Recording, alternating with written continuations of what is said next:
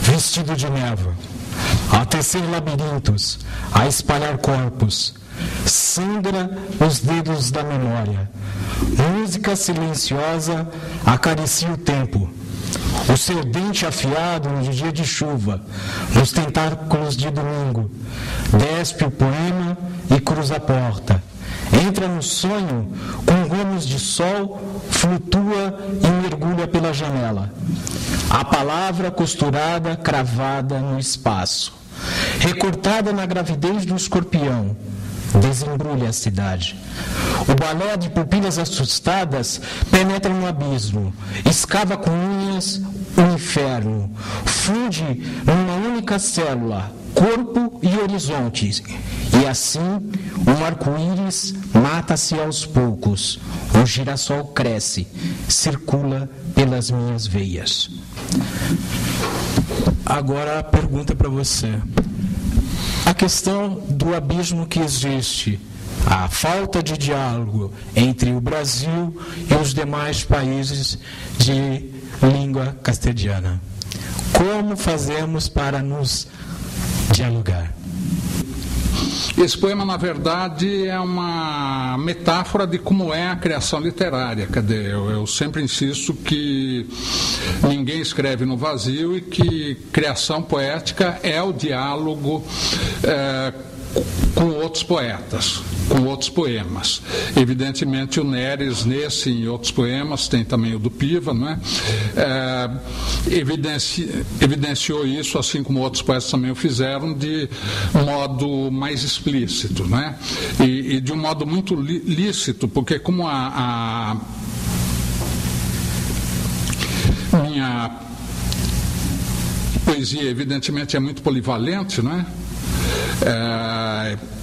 Ela é para ser lida nessa chave da subjetividade, de cada um criar o seu poema, fazer a sua leitura a partir do poema.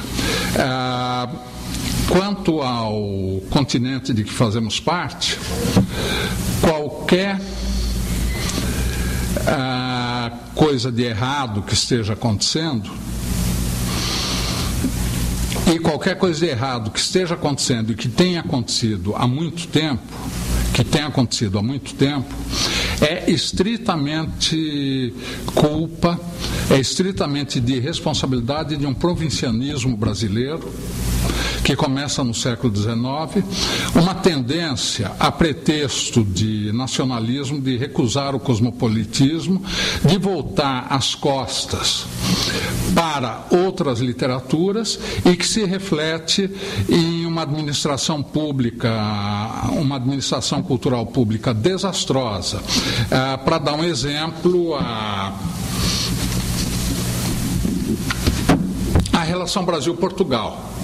Agora não tem mais porque Portugal quebrou, né? Então não tem mais subsídios para a cultura. Já vinha em crise faz alguns anos e agora quebrou de vez, né? Mas, um exemplo, essa coleção Ponte Velha, né? Floriano Martins e no início o Carlos Nejar.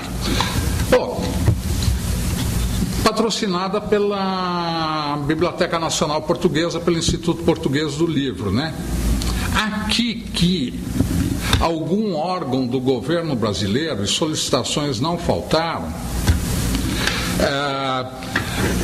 patrocinou qualquer coisa de autor brasileiro reciprocamente, a não ser algum amigo de alguém no Itamaraty ou na Biblioteca Nacional, né?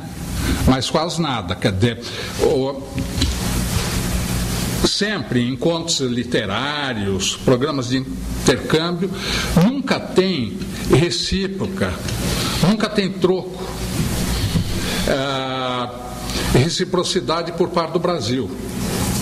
Os caras não fazem nada, não é? Quer dizer, algo normal, como subvenção de traduções no exterior, essas coisas, aqui não tem, ou quase não tem. Adidos culturais brasileiros é patético na maior parte dos casos, né? É de dar dó. Depois eu conto histórias de adido cultural, já que eu viajei, participei de eventos fora e tal.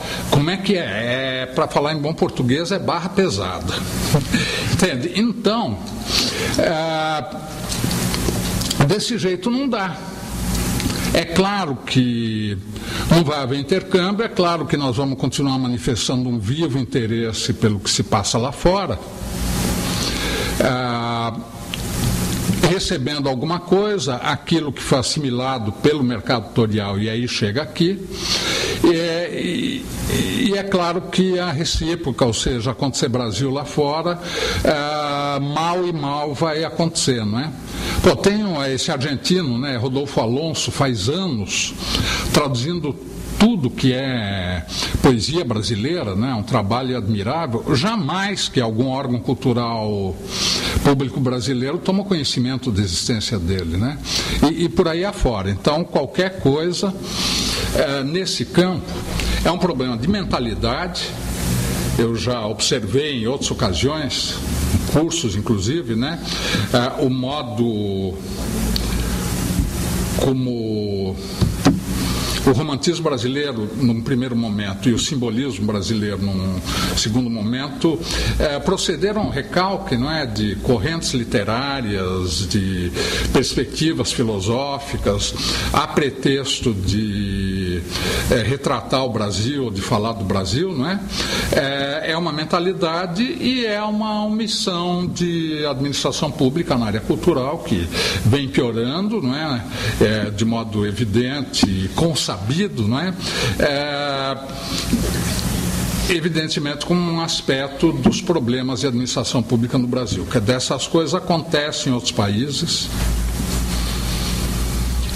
porque mesmo em países com maiores dificuldades que o Brasil, né, Colômbia, Venezuela, o que for, né, tem política cultural e tem apoio e tem interesse em receber e em divulgar. Bom, eu te encontrei há uns 8 anos atrás, né, através de uma oficina literária. E foi... 5 anos atrás. 2005. Nossa, mas parece muito mais. Que bom. Pois é. E aí eu queria te dizer isso mesmo. Quando eu encontrei nessa possibilidade de uma oficina literária, eu só vi que era o que eu estava procurando e não sabia. E eu venho numa trajetória de escrever, né, desde a adolescência, e sempre foi um percurso muito solitário, exatamente porque não tinha, nunca tive, eu acho que talvez nunca estive por perto dessa possibilidade de encontrar uma maneira de canalizar, ou pelo menos de ser acompanhada, né, nessa trajetória. Eu acho que você viu a minha poesia, se não começou, né, se eu não comecei com você, você me pôs num prumo, num rumo, né, para ela sair daquela solidão mesmo, né?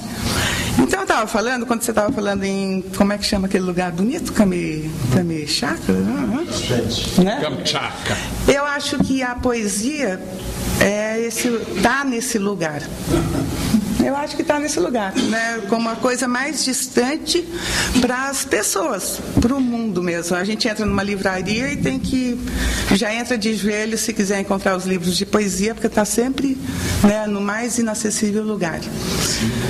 Se encontrar, né? Então eu queria te falar rapidamente se a gente não poderia, ou te ouvir como é que você pensa, se não existiria um projeto, ou começar a pensar, ou continuar pensando, de uma alfabetização poética mais prematura, sabe? Mais lá de trás, mais lá da infância, mais lá de algum caminho. Quando a gente descobre a possibilidade de se alfabetizar, né, poeticamente, não sei se vai aspas aí, é sempre tardio, é sempre lá na universidade, ou é sempre lá no meio do caminho. E como a poesia e a infância são coisas que vêm tão aproximadas, talvez a gente devesse despertar mais isso, como mostrar que é aí que ela está. Ela está lá atrás, ela não precisa se eruditizar, né? Ou o poeta não precisa ou aquele que escreve já não precisa ter percorrido tanta coisa para te encontrar, por exemplo. Sim.